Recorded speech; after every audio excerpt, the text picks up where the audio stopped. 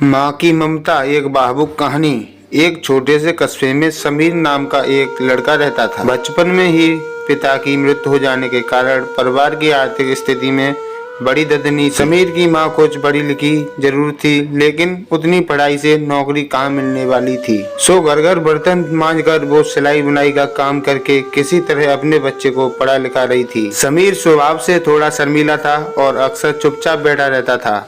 एक दिन जब वो स्कूल से लौटा तो उसके हाथ में एक लिफाफा था। उसने माँ को लिफाफा पकड़ाते हुए कहा, माँ, मास्टर साहब ने तुम्हारे लिए चिट्ठी भेजी है, जरा देखो तो इसमें क्या लिखा है। माँ ने मन ही मन में चिट्ठी पढ़ी और मुस्कुराकर बोली, बेटा, इसमें लिखा है कि आपका बेटा काफी होशियार है।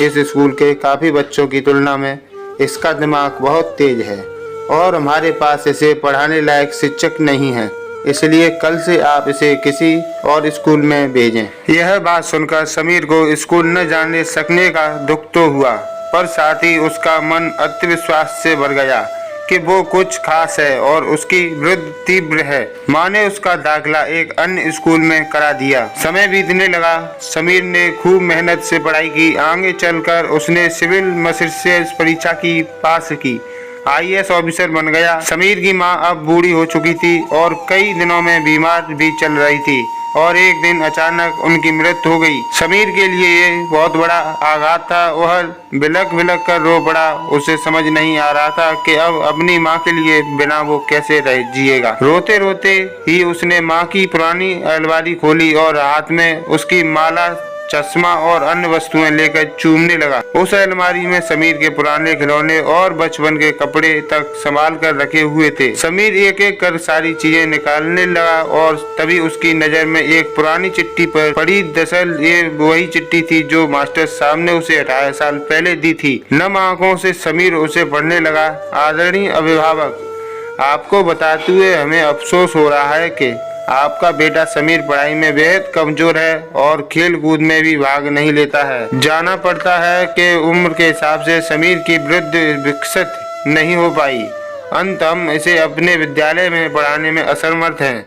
आपसे निवेदन है कि समीर का दाखिला किसी मध्य बुद्ध विद्यालय में कराएं अथवा खुद घर पर रखकर इसे पढ़ाएं। समीर जानता था कि भले ही उसकी माँ इस दुनिया में नहीं रही, वो पर जहाँ भी रहे उसकी ममता, उनका आशीर्वाद सदा उस पर बना रहेगा। दोस्तों, रुडयार्ड किपलिंग ने कहा है, भगवान सभी जगह नहीं हो सकते, इसलिए उसने माँ बनाई है। माँ से बढ़कर त्याग और तपस्या की मूर्त भला और कौन हो सकता है। हम पढ़ लिख लें, बड़े होकर कुछ बन जाएं, इसके लिए वो चुपचाप न जाने कितनी कुर्बानियां देती हैं।